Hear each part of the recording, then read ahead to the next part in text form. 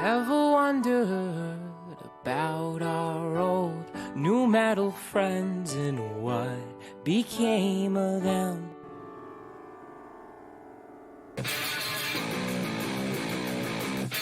Are you ready? Welcome to the Zeitgeist Lab Collections podcast, episode 12. I think 13. No, I checked. We got one in the can. And we're doing 15 episodes total, right? And I think there's only 2 more after tonight. Okay, whatever. I'm wrong. I don't know. I looked it up. Whatever. Well, I don't know. I just thought we were only doing 15, right? We are. You're right about that. But I thought I looked it up before the show when I had time.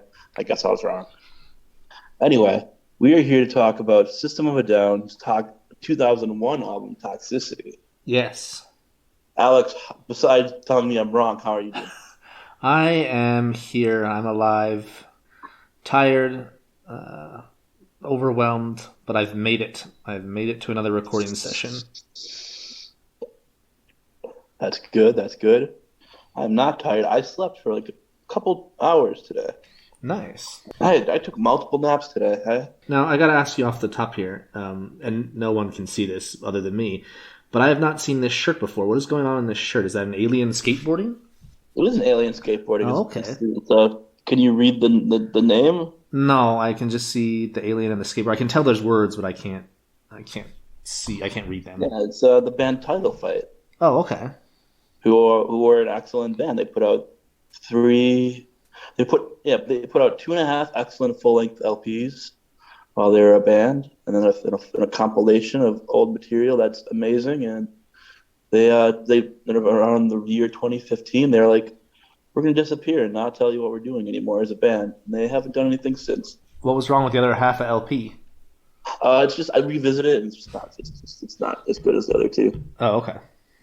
So yeah, that's not a new shirt. It's just I pulled it out of wherever the fuck it was hiding and just started wearing it. So. Nice. Yeah, usually I wear my cowboy shirt because it's the most comfortable one. But I didn't want you to think that's the only shirt I own. So. Oh no, I make no judgments. I just I assume because we record at night, as many of our listeners know. So I've only got maybe 2 or 3 shirts I wear for bed as well. So. I've never thought that that's the only shirt you own. I just thought it's your standard post-Taco Bell eating sesh shirt. No, not quite. But, yeah. So I guess we don't have many questions today, but I have 2 things I want to get into. Okay. So I unlocked a memory recently of high school that has just been bothering the shit out of me. It shouldn't. There's no reason it should bother me. But for some reason, I can't stop thinking about it. Okay. So I was in high school. Me and my best friend Tommy, we went to a party that he was invited to. And now that I say those words, I'm starting to realize why what happened for the first time. But that's good. You talk it out. You say it out loud. You start to put things together. So look at that. We're like one sentence into the story, and you're saying you're already putting things together.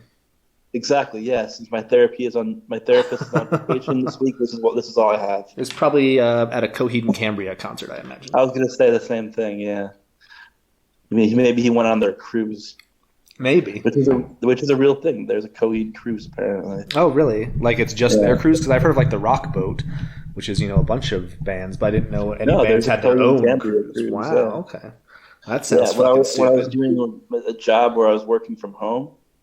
During COVID, one of the people in my training class, we video conferenced with each other, and like one of the guys was like, "Yeah, my Coheed and Cambria cruise got canceled. I'm so mad." I don't know. I wanted to call him a nerd, but okay. But you think they're good though. They're fine, but they're totally a band for nerds. My therapist is a total nerd. Okay. I don't know anything about them. I just know when you told that story, you were like, "Oh yeah, that sounds awesome. Of course you're fine." So I thought that was like you signing off on like that's a good band. I don't know anything about them, nor how you really feel about them. No, they're fine. Their music. I'm totally getting off track here, but their music like follows like a storyline throughout all of their albums, and that there's a comic book series based on their albums that is that doubles as the storyline. It's a whole thing. Okay. I don't know. But yeah. Okay, Anyway. so you and Coheed Cambria went to a party in high school. I think that's where we're at. So me and my friend Tommy, we went to this party in high school that he was invited to. He dragged me along. And at one point in the party, I was standing around this group of people, and there's this girl talking on her phone, and it was very obvious that someone had asked, so the person she was talking to on the phone had asked her who was all at the party, because she was looking around at everyone and saying their name. And when she got to me, she said, these are her exact words, and that's it. That's everybody. Okay. She didn't say my name. Okay. She said she got to me and was like, and that's everybody. So I wasn't there apparently. Mm-hmm. I was saying this is someone that was like in a grade below me, so we knew each other. Okay. So she knew my name, but I wasn't important enough to be remembered apparently, or to just I was not important enough to be existing in her mind, and that pissed me off so much. I was like, "Dude, Tommy, let's get out of here," and we did. Okay. So that's been bothering me for like as long as I've remembered that. So I've got two questions, and feel free not to expound upon, but there's two questions that come to mind after I hear the story. One, do you know who she was talking to, and did that person know who you were? Well, I mean, she knew everyone else. I mean, if she had known, there was no way she didn't know me, because she knew everyone else in the circle. I knew you were going to ask that, but everyone that was standing in the circle, we all knew each other, so there was no way the person on the phone didn't know. Okay. It's a very small town. It's a population of 3,000 people. Uh-huh. So. And then I guess the other question I have is, what has got you thinking about this recently? I don't know. I don't know. I just have so much time throughout the day where I just think about stuff, and that just came to my mind one day, and like just recently, and it's just been bothering me. I don't know why. I just like, how fucking rude is that to be like, I clearly knew what was going on. Uh-huh. You know, and I was clearly there. It's just like, why can't you just say my name? What's going to be weird about that? What's weird about me being here? Right. Yeah, fuck that person. Yeah. I hope they can't give birth. Do you hope they what? I hope they can't give birth. I hope they got married and can't have kids. Oh, that's very lovely. It's very nice. I think this always brings us back to, like, does your punishment ever fit the crime, right? It's like, when you're like, if an Uber driver talks to me, I'm going to piss in their car. I mean, I'm obviously saying that for comedic effect, and obviously exaggerating. But. Right. Yeah. So the second thing is, I was in bed today, just, as I normally am, just, and the cat was in bed, in Doom. And I was looking at Doom, and I was like, I love Doom so much, like nothing can change that. Uh-huh. But then I was like, what if she's like racist? Like, what if she doesn't believe in universal health? What if there's something that me and Doom just like really disagree on? Like, what if she doesn't stand for universal health care? Like, would that change the way I feel about Doom? Like, what if she doesn't believe in immigrate? Like, what if she's like a strict like border wall person? How could a cat have any of those thoughts? I mean, maybe if you taught her everything. I just don't think that that's something you need to worry about, because I don't think a cat could ever obtain the education to have an opinion one way or the other. Okay, I mean, I'm obviously being funny here, and you're taking me seriously. I don't know. I thought you were being serious. I know you think very deeply about your cat, which is fine. I think it's great to love a pet. So I think, maybe you're having these deep philosophical questions, like, is there something that my cat could think that would change the way I think about her? Yeah, exactly. Well, that didn't eat up enough time for me. So what do you got? I've got nothing, man. I've just been. All right. My daughter has COVID. That's what I've got. Oh, really? Oh, yes. Wow. That sucks. It does. How old is she again? 2.5.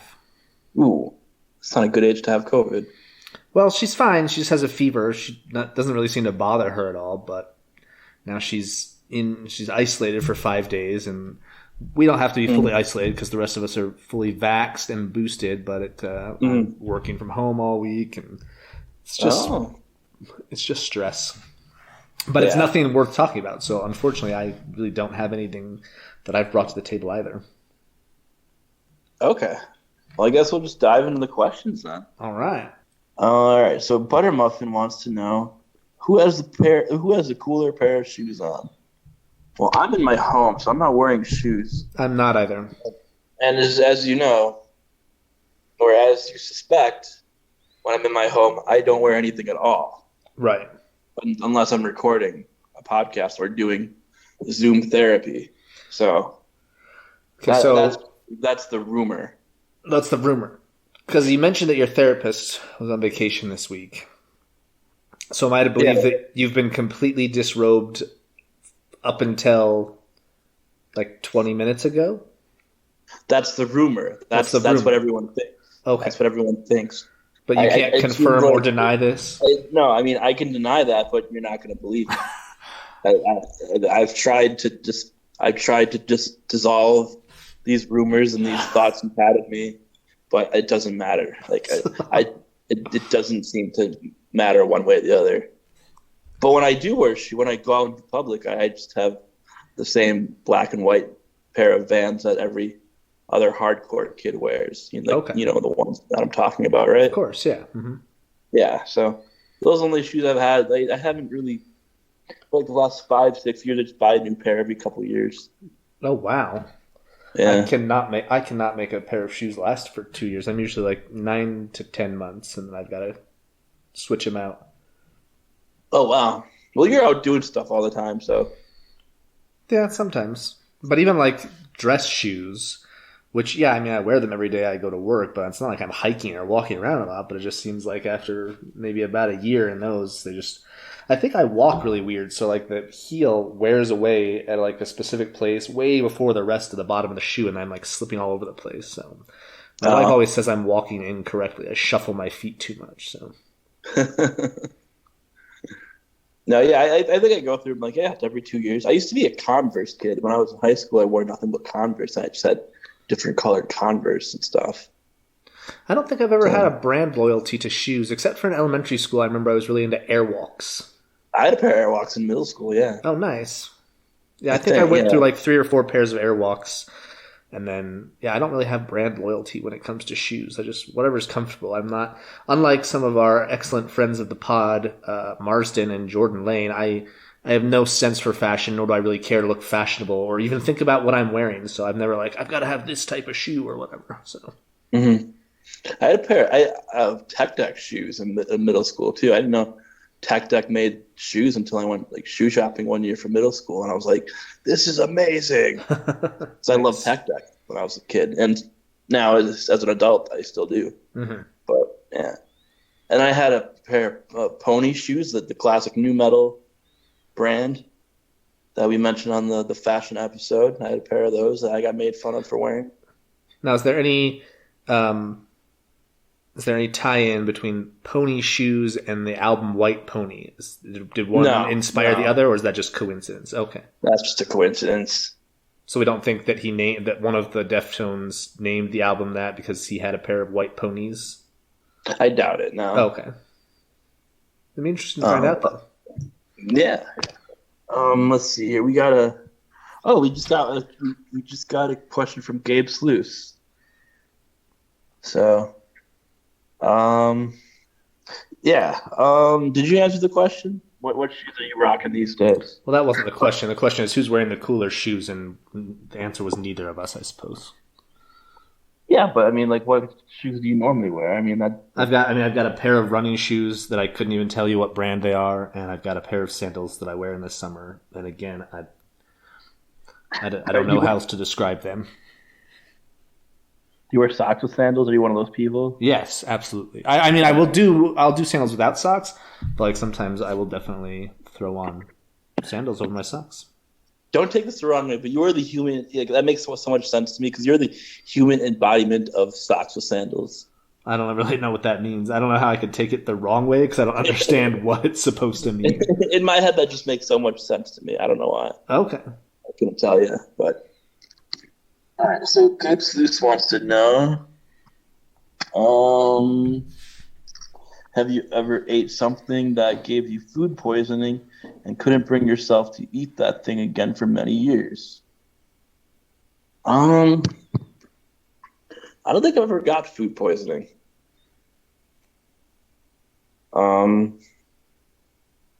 Yeah, I don't. Have you? Once when I was a kid, I got food poisoning. My mom made like expired chicken. That's the only time I can think of that I've had food poisoning. But did you? So were you afraid to try that ever again? So I mean, what she made specifically was like a chicken noodle soup, and my dad and I were wary of her ever making that soup again. Though it wasn't really necessarily up to me because they were the adults. They kind of set what the dinner was. I don't know if she ever made it again, and now today, if she were to make it, I don't know that I'd remember the exact recipe. So I don't know that it was necessarily that I avoided it. It was just me and my dad and my mom too, because she got sick. We're all just kind of wary of that recipe. But it's not like I didn't eat chicken. Like I continue to eat chicken. Right. But that's the only time I can remember getting food poisoning. Yeah, I don't know if I got food poisoning, but I went to you remember the chain Chi-Chi's? I think it was like a Mexican restaurant. I don't think we had those here or had. No, I don't know. I don't know how like widespread they were. But I remember I went there with my family when I was like, I don't know, like 10 maybe. And we went to Borders Books like afterwards. And I was in the comic book section reading a Batman trade paperback, and I just ralphed everywhere. Nice. And then we got kicked out. Okay. So and I was like, this is bullshit. Why are they cleaning it up? Like, why are they kicking us out? Like, this is bullshit. But yeah, I kind of get it now. Did you ever eat at Chi-Chi's again? No, they shut down. Oh, well, so you just never had the chance to go back after that? Before they shut down? I know, and I wouldn't have either, because that was like the only time I remember throwing up after having eaten something like that normal. So interesting. Yeah, so I guess those are our questions. I guess we'll just get right into the album. So okay, we are talking about 2001's Toxicity by the band System of a Down. Alex, what did you think about this album? It's a good album. It's an album that holds up. This is an album I've been listening to for the last 20 years or so, on and off.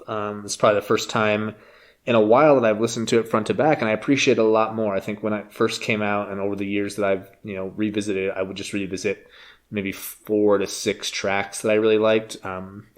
Because when I first found this album, so the way I found this album, well, it's through the music video, Chop Suey. I remember Chop Suey coming on, but I was like, I don't like this. The video freaked me out. It kind of scared me a little bit.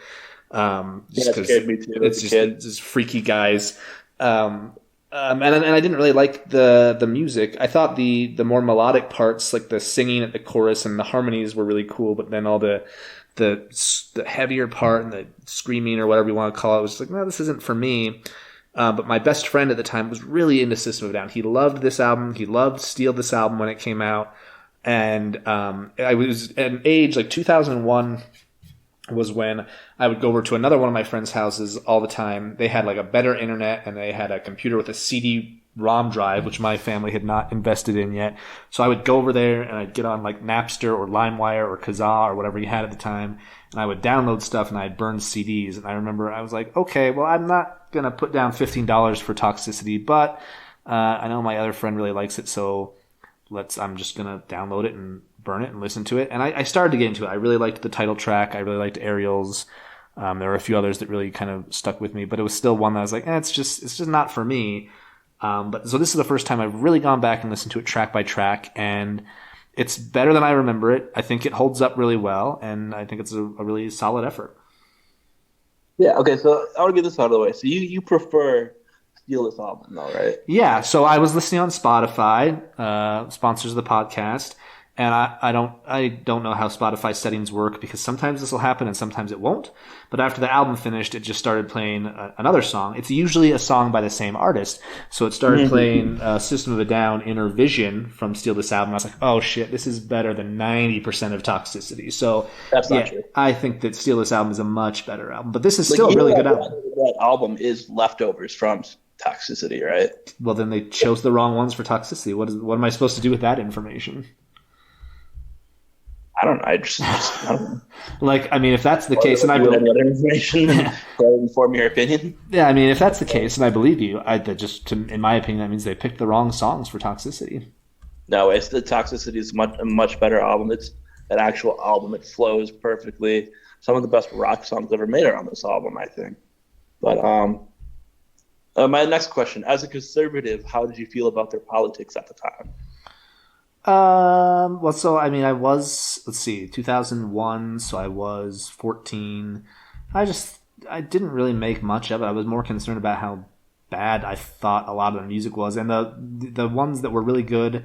And I still believe this, regardless of politics, the ones that are the best are the ones that, if there is political messaging in it, and I believe there is in pretty much all of them, it's better when it's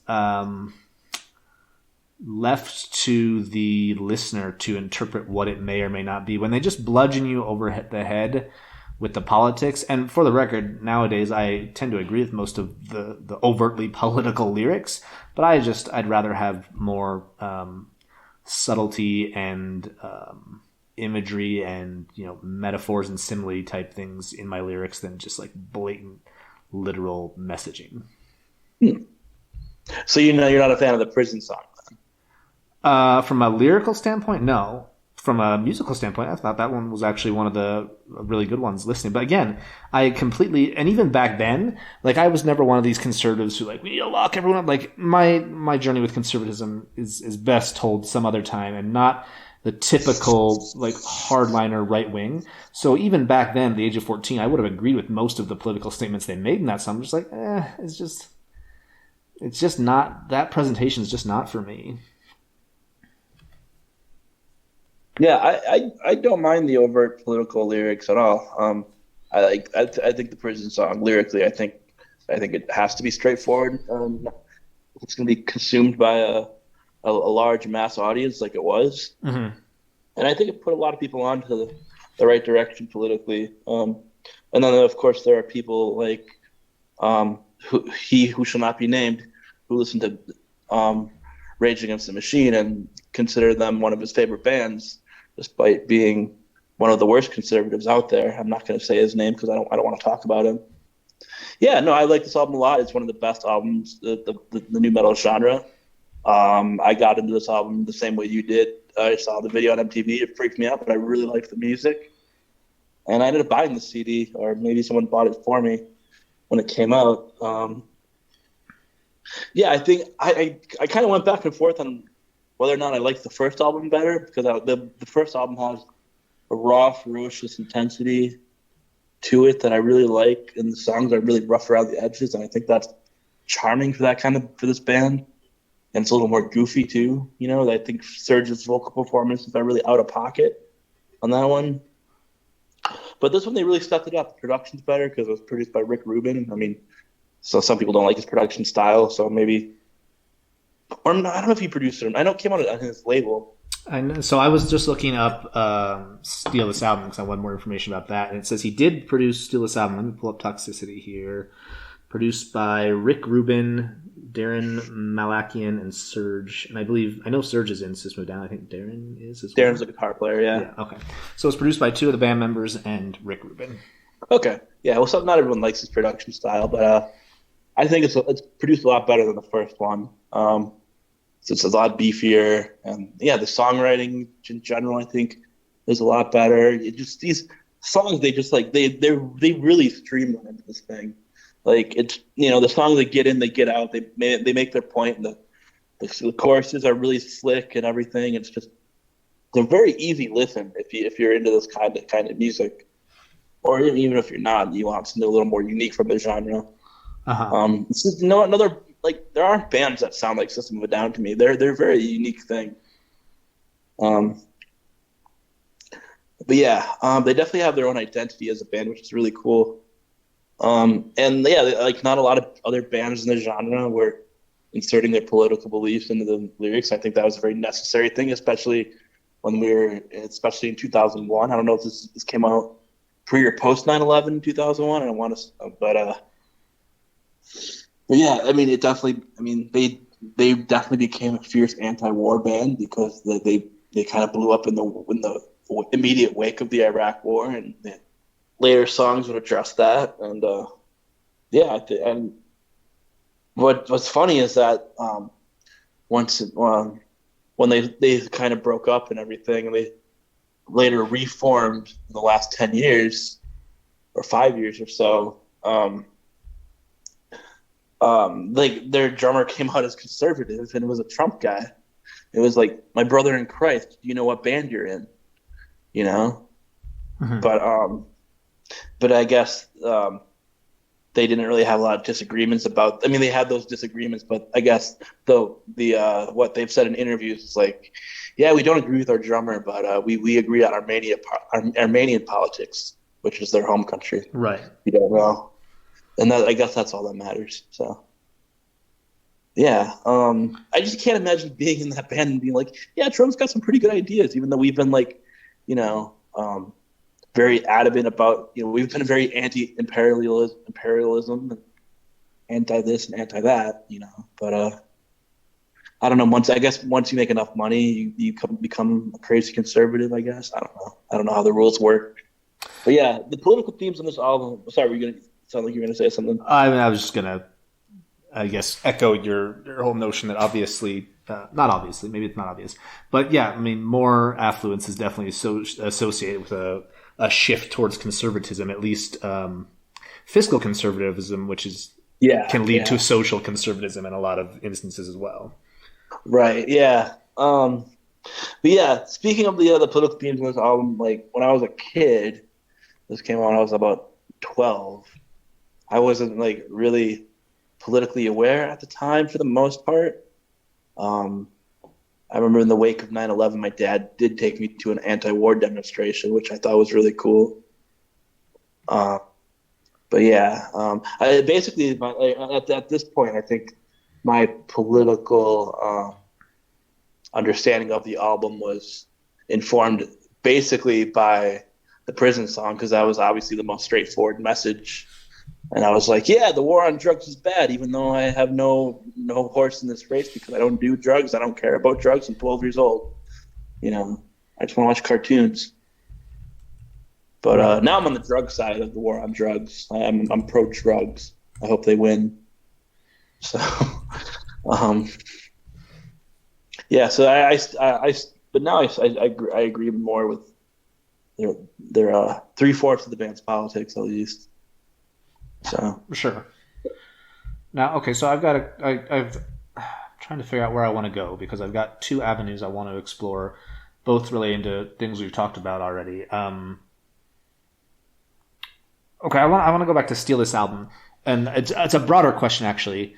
So I was reading about Steal This Album, and like you said, it's mostly outtakes that. From Toxicity, the band says they think they're as high a quality. They just did not fit in with the overall continuity of the album. But I do think it's interesting. It says here in May 2009, the drummer said that Steal This Album was his favorite album of theirs. And then later, the guitar player, Tenkian, I hope I'm pronouncing that right, also said that it was his favorite System of a Down album. He said that in a 2012 AMA. So it's a broader question, which is, should anyone care? Like, if you're a fan of a band or consuming a band, should we care what they think their best work is? Does that mean anything? Should it mean anything to us? No, I don't think so. No, because usually I don't agree. Right. With the artists. What I will say is, like in this case, I don't necessarily say. Well, I mean, I agree, right? Because I said Steal This Album, but I don't think it's going to change what I think. Because that's just the way we consume music. We have our opinions. They're not right or wrong necessarily. But I put more weight on believing both of the members of the band when they say that, because one is when did Steal This Album come out? 2002. So one is 7 years after the album comes out. The other is 10 years.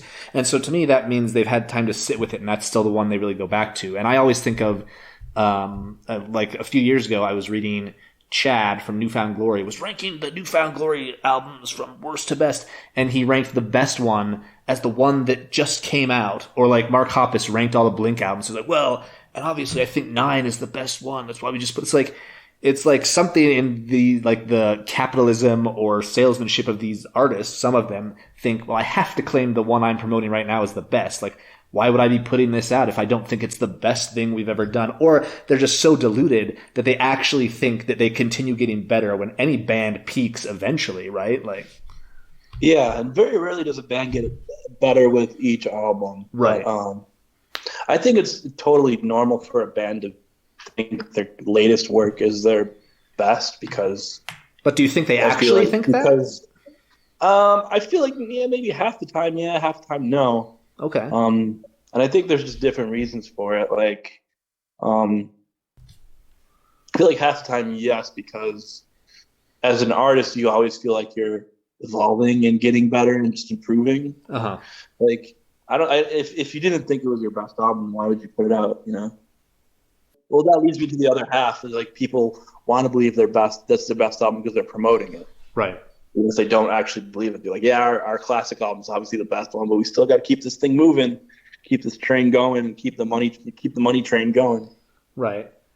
But I feel like, yeah, as an artist, you want to make your best product each time, and if you feel like you're improving as an artist, you only getting better. Uh-huh. So why wouldn't you believe that, you know, your newest product is your best? But that's fair. Yeah. So I don't know. But yeah, you're the only person until you revealed that to like half the band thinks Steel's album is their best album. Oh, wait, who is the other guy? The drummer and who else? It says Tanky, and was that? I think that's the. That's the singer. Yeah. Is that the singer? Oh, okay. Tanky, Oh, sorry. yeah. You're right. I got their last names mixed up here. So yeah, the singer and the drummer, and I mean maybe the other two as well. There's nothing here saying if they've revealed what they think the best album was by them, but yeah, at least half the band after all of their albums came out said, "Yeah, steal this album." Yeah, but before you revealed that, you're the only person I've ever known who thinks that's their best album. Because like, when you go on Spotify, it'll show their most popular albums. That's the only one missing. Oh, really? Yeah, I noticed that when I went to listen to the Toxicity. But and I thought about that. I was like, I guess no one likes that album except for Alex. But no one likes it.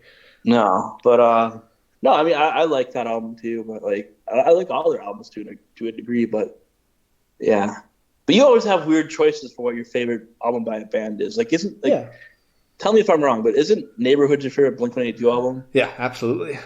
By a long shot, yeah.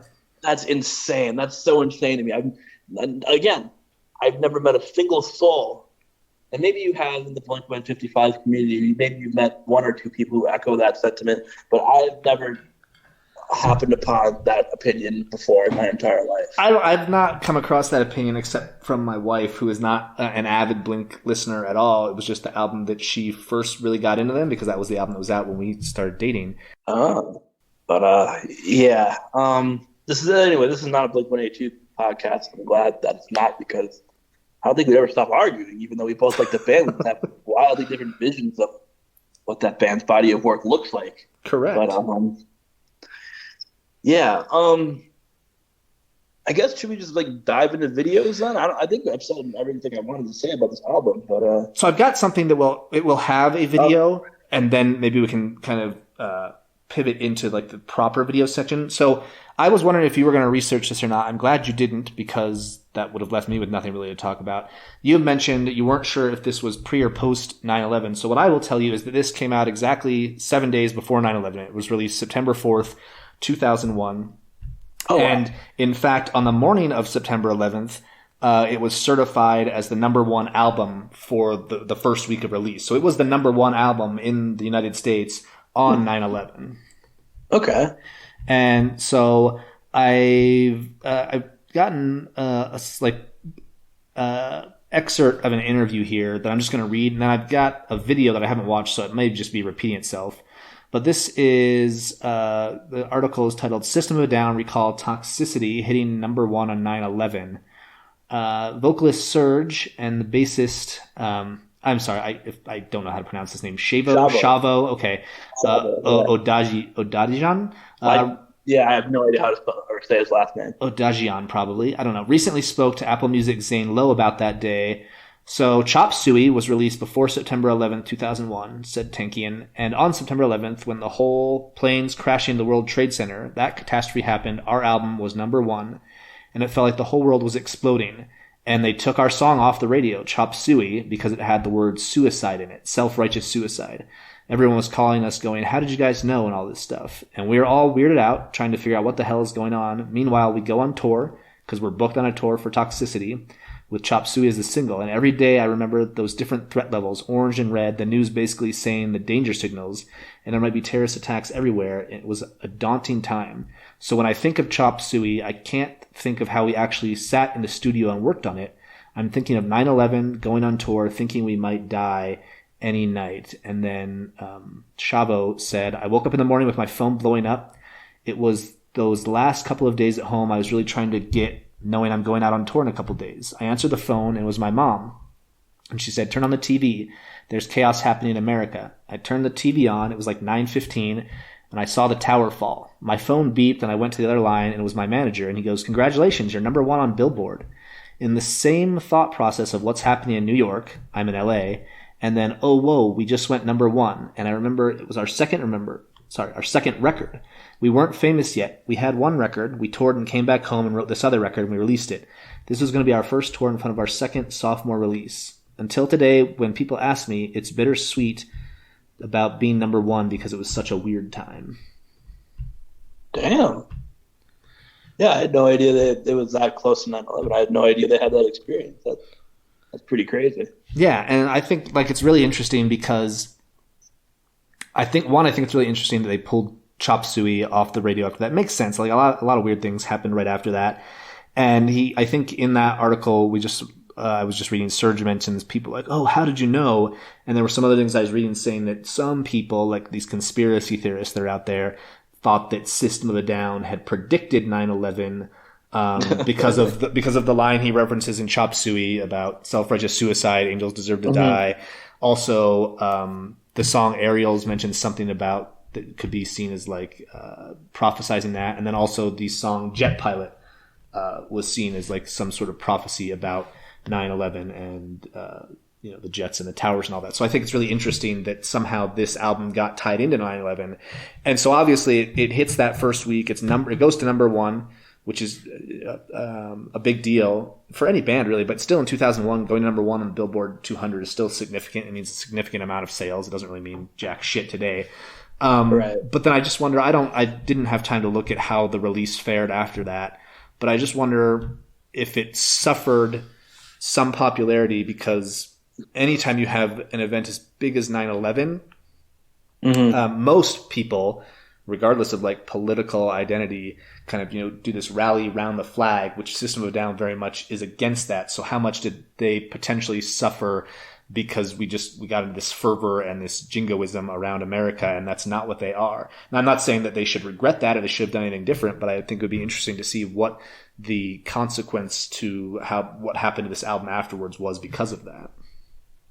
Yeah, I don't know. I mean, in the wake of all that, they didn't continue to shy away from politics. They kind of doubled down on that with the Hypnotize and Memorize albums with tracks like BYOB, Bring Your Own Bombs, which got them banned from SNL because they let them. I watched a video about that today when I was researching this, but we're not going to watch it. But they performed BYOB and Aerials. I was trying to find a solo video of just Aerials, but I couldn't for the life of me find it. But don't worry, we got another late night video to watch later. But they SNL didn't normally allow bands to like curse on their broadcast, but they made an exception for them, I guess. They just put it on a 5-second delay, which they don't normally do, apparently. Right, SNL. yeah, they almost never do that. That's unheard of in SNL. Yeah, exactly, yeah. But they made the exception. But at one point, later in the later half of the song, or towards the end of the song, the guitar player just yelled, "Fuck yeah!" into the microphone, and they didn't delay it, or they didn't catch it, and it was uncensored on the broadcast, and they got banned for that. Oh, really? But yeah. Well, I'll have to do some research on that. I'm a big SNL nerd, so I always like to get those sort of stories. I'll have to do some research on that. Yeah, I'm pretty. They were either banned or not asked back ever again. So yeah, being banned from SNL is usually there's a lot that's a lot of people talk about banned from SNL. I don't think there's ever been any evidence that someone specifically has been banned, but yeah, lots of people have just not been asked back. No, when I went on the SNL tour of 30 Rock, I remember specifically the host said Sinead O'Connor was effectively banned, and I think Adrian Brody was effectively banned as well. I can't remember. There was one other person maybe. But yeah, but I mean, it's not. But I mean, it's hard to like ban like a musical artist because they're less likely to appear on it a second time as opposed to like a host or something. Well, I mean, it's all up to There's just so Lauren in many the other end. It's bands whatever that Lauren do stuff. says goes. Like Lauren, maybe Sure, Lauren doesn't yeah. issue a ban, but he just never invites them back. Or maybe there is a ban, then one day he's like, well, whatever, I'll just have them back. Like, I mean, the man just does whatever he wants. Right, but yeah, I just remember that's the tour guide specifically said those couple of people were effectively banned. So yeah, I'll just take his word for it. But yeah, they definitely weren't asked back again because I mean, obviously they never made any albums after that anyway. But kind of weird to see like a band like System of a Down on SNL anyway. Yeah, it's hard. Yeah, remember when bands went to number one on Billboard? Like actual bands. That's Right. crazy. Yeah. Isn't that not to be like Old Man Yells at the Clouds, but like it's like what Right. bands exist anymore that even are that are even like remotely popular to that kind of degree, you know? Like what bands are putting out number one albums on Billboard? Right. Bands. Yeah, I don't know. I don't think bands really go to number one anymore. It's usually just Yeah. like a single Turnstile? artist. Did Turnstile go to number one? No. No, but I mean like that's like the only like I mean they're on late night shows now. Maybe they'll do SNL at some point. I don't know. Yeah, maybe. They played Coachella. Okay. Well, see, now we're getting down other rabbit holes. I'm pulling up the list of. Oh no, this is the Hot 100. I want the 200 albums. I want to see if any bands have hit number one this year.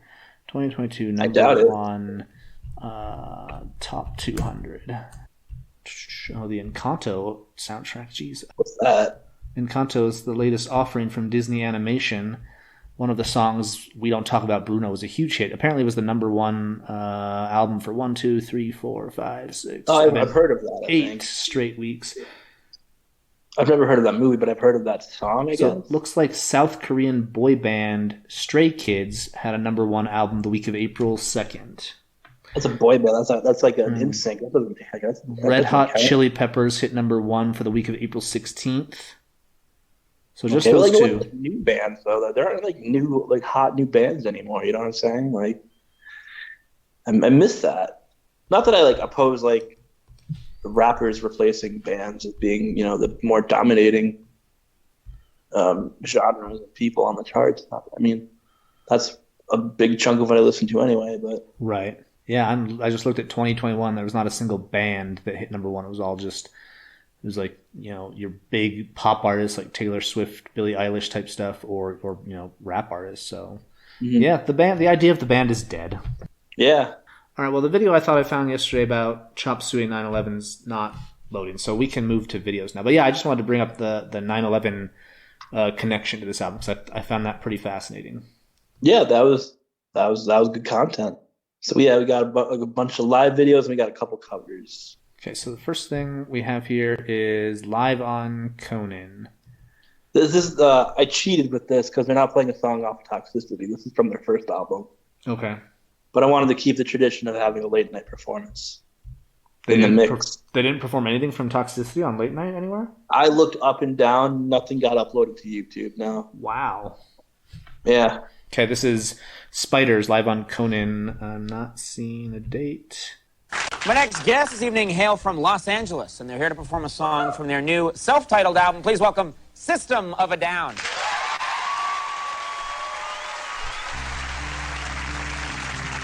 I've never heard any songs from this album. really, Really? it's really good. This is an interesting one. This is the first song on the album. It's a very interesting one to play live because it wasn't a single, to my knowledge. That would make it even weirder because I feel like that's why you go on a late night show is to play whatever your single is. Yeah, maybe it was, but it's not an obvious single to me. Approaching guiding light, our shallow years in fright, dreams are made winding through my head, through my head.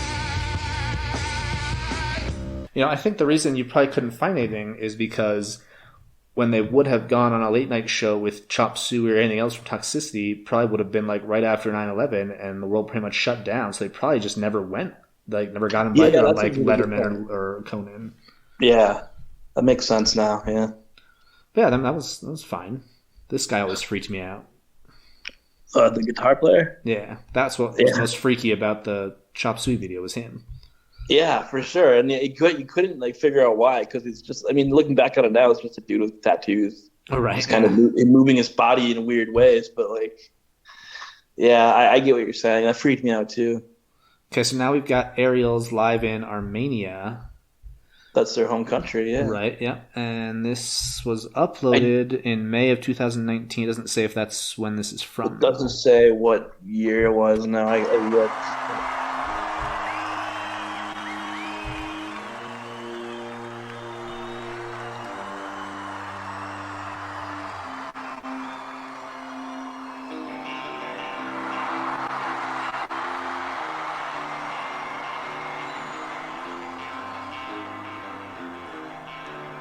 I think this is post-reunion, though. This is definitely recent. And he definitely looks old here, yeah. Yeah, and I feel like Serge doesn't want to be in Slow It Down anymore, just based on the way he performs. But the rest of the band seems into it, but he doesn't. It's kind of like a Tom DeLonge type thing. Yeah, kind of, yeah. And they have not released any albums since they've gotten back together, correct? They haven't. They've struggled to make an album. They've had too many creative differences. And a lot of it falls on the Serge, what I've gathered from interviews. They put out 2 songs, though, in 2020, which are both of which are very good. But they did that because there was a crisis in Armenia.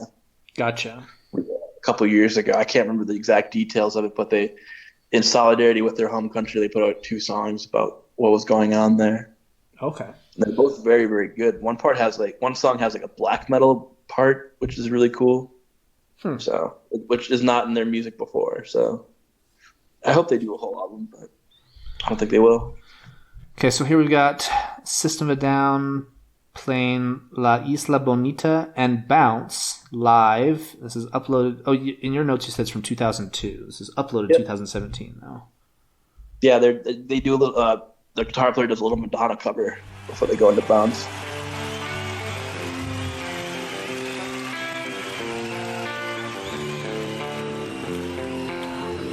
Did you ever see these guys live? No, never. I would really like to though, but I don't want to be in a crowd that fucking big.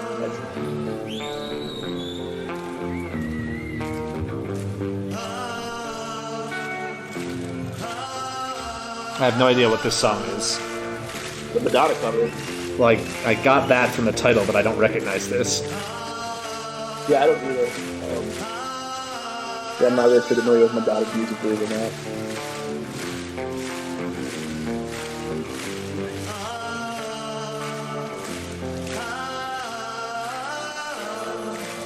This is in Germany, I believe.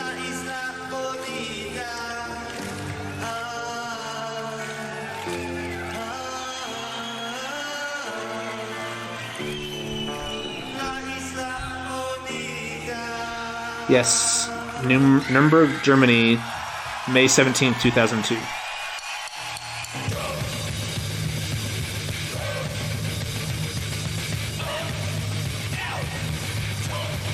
This has always been one of my favorite songs from the album. Oh, yeah? Yeah. Yeah, there are no bad tracks in my opinion.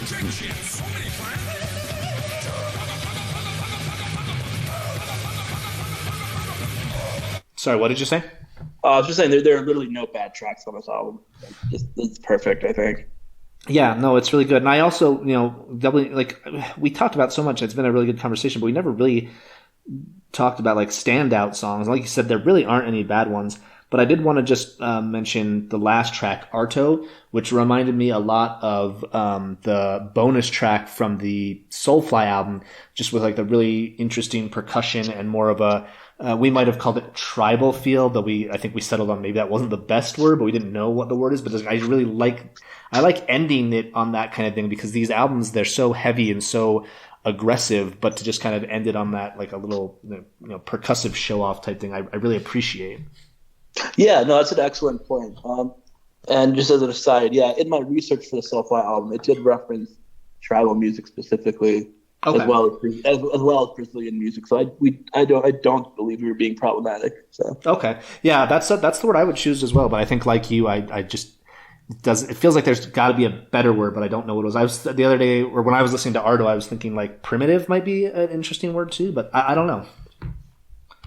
Yeah, I don't know. That's not the first word I would think of, but yeah, yeah. Arto is I thought that was a really cool way to end the album too. I was looking at the track listing before I listened to the album itself. I was like, what the fuck is Arto? I know all these track titles, but that was the one I was not familiar with. So was it a bonus track? Sometimes Spotify will. It might have been a hidden track situation. All right, well now we got to find out. I don't have any memories of it. So, well, Wikipedia will tell us. Yeah, it's not listed on the track list, so it must have been a hidden track. Yeah, that's probably why it didn't stand out to me. It's a track title that I recognize. Yeah, because it says here that Ariel's was 6 minutes and 11 seconds.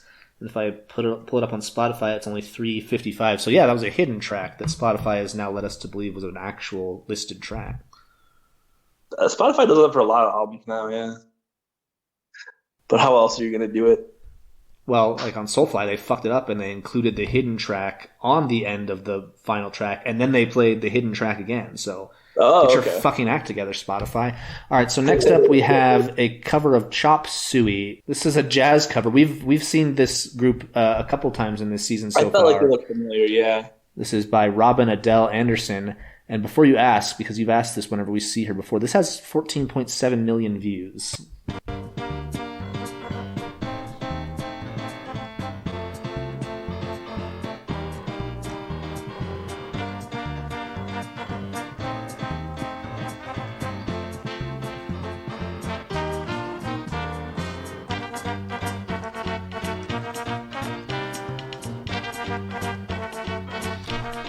This guy's fucking straw hat.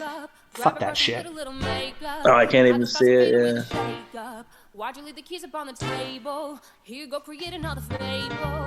Grab a brush and put a little makeup. Hide the stars and fade away the shade up. Why'd you leave the keys up on the table? I don't think you trust in my self-righteous suicide. I don't think it's bad, but I wish I didn't have to watch the video. Like, if I was just listening to audio, I'd be like, this is fine for what it is. I'd much prefer the original, but it's not bad sounding. But when I look at it, I'm like, what? Like, what the fuck am I looking at?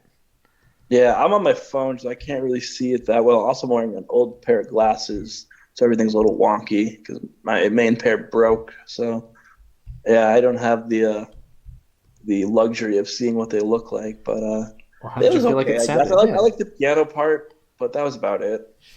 That wasn't as bombastic as I thought it would be for a jazz cover. But this next one is going to be more bombastic because it's by a metalcore band, August Burns Red. All right, and this is another cover of Chop Suey, yeah.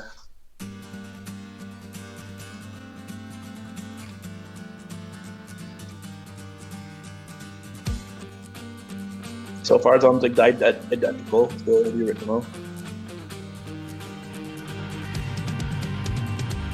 Really cool panning of the drums. I know you probably can't tell since you don't have like the headphones, but they're doing some cool audio stuff there. Okay.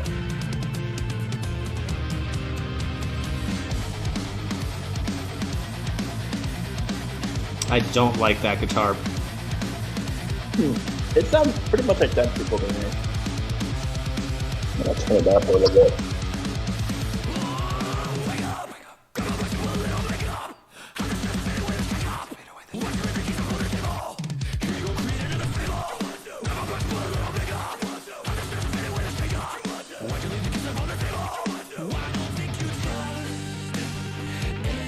No, if you're going to do it that close, you might as well just do it exactly. Like, there were just a few little things that were slightly different. I'm like, no, just do it like just a straight up, you're trying to clone it. which in that case, why do a cover? That could have been so much more different and gone a lot of different places. Yeah, it just felt like it was the original, but with like more aggressive vocals, basically. Yeah, Not a very creative rendition. I'm not familiar with August Burns Red, but I've heard of them, which to me means this should be better than what I feel like some of the types of covers we've seen in all our seasons, really, of like, they're usually at this point pandemic covers of like 3 middle-aged dads in their different studios trying to do a cover. I'm like, well, what the fuck is this? This just sounds like a really shitty version of the real song. Yeah, I'm not sure what this cover was from, but it was released by their record label, so I don't know. It's featured on the Guardian Sessions EP, so it's just on an EP by the band. Whatever that is, yeah. I thought it was for like one of those Punk Goes compilations, maybe, because I think that was the same label, like Fearless or Hopeless or Tasteless. I don't know, one of those record labels. Are you familiar with August Burns Red? Like I said, I've heard the name, but I don't know them. Yeah, I know who they are. Like I had a bunch of friends like listen to them, but I think they were a Christian metalcore band. So that's why I avoided them. Sick. Yeah. And last but not least, we have a cover of Aerials. And I don't know if you opened this or not yet, but I'm pretty sure you know what's coming here. I have not opened this yet. Okay. So but you can probably guess what this is. I have no idea, no. Okay. Did you hear about this? No. This is Machine Gun Kelly. Yeah, I've never heard of this. You never heard of this? Wow. So this went viral. Oh. When it came out. I'm not familiar with the term viral. Machine Gun Kelly covers System of a Down's Aerials live on The Stern Show. Can you imagine calling it The Stern Show? I guess so. A band you respect. And today you call it fucking Howard Stern, not The Stern Show. Come on, people. To just jam it and see what happens. Again, this is great. You guys have never performed this.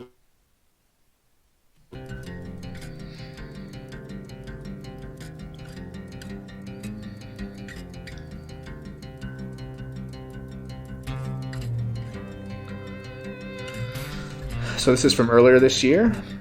Yeah, this went viral because of how bad it was.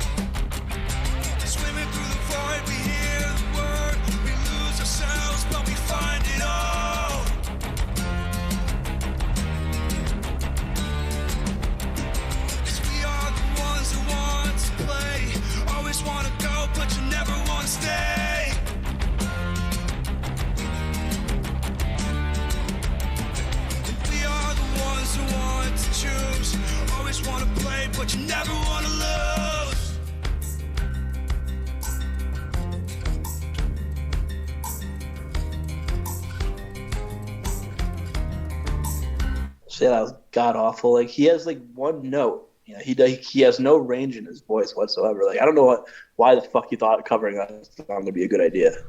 I didn't think it was necessarily awful. I think they should have picked how they wanted to do it. Like I thought the acoustic angle could have been really interesting, but then they decided to bring in the electric guitar and put like distortion on it. And I think that really drew away from it. Yeah, he's not the best singer, and this gentleman here on the left certainly doesn't know how to harmonize to save his life. But yeah, I mean, I think God Awful might be, in my opinion, a little harsh, but yeah, certainly not anywhere in the realm of good. But I think it was just a few adjustments away from being there, and admittedly, yes, one of those adjustments would be a different singer. Yeah, he had no business covering that song.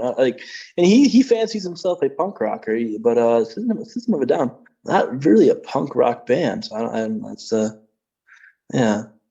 But he got into rap music, according to an interview I saw many years ago. He got into rap music by he was on a road trip with a friend, and they were sitting in the backseat of a car, and he was listening to Limp Bizkit. And he was like, yo, to his friend, what are you listening to? And he's like, oh, I'm listening to this guy named Ludacris. And they traded, and then that was the first time he heard hip hop.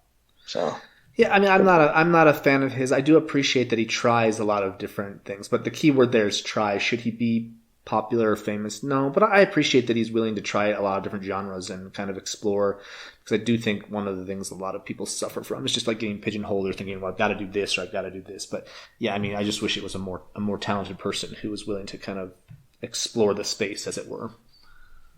Yeah, I just a lot of people like to ironically like him. I'm kind of over that at this point. I just wish the guy would just stop making music altogether already and just wake us up from this nightmare of him being popular. Because he has no business being as popular as he is, that's for sure.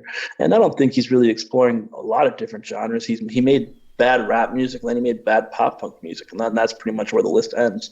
He's not like the Beastie Boys who, you know, played hardcore punk first and then went to being a hip hop group and then went on to being like this very multi faith band that played everything from, jazz to funk to hardcore to rap and everything like that. Or he's not like, all these other bands that have done, a lot of exploring with their sound, but. Yeah, and I mean you're certainly accurate in not as eclectic as the Beastie Boys. My hot take has always been that I don't think the Beastie Boys were good. I wish you wouldn't have said that. Okay, I think that was it. Yeah. One more thing, I forgot to say this when we were watching the Chop Suey covers. For the longest time, I thought he was saying, "Why'd you leave your ketchup on the table?" Not keys up on the table. Nice. I thought he was always saying, "Why'd you leave the ketchup on the table?" I was like, "You wanted to." So, yeah, that was the System of a Down episode. I guess we have 2 more episodes of the season, so that's correct. Stick around for that, and I guess that's it.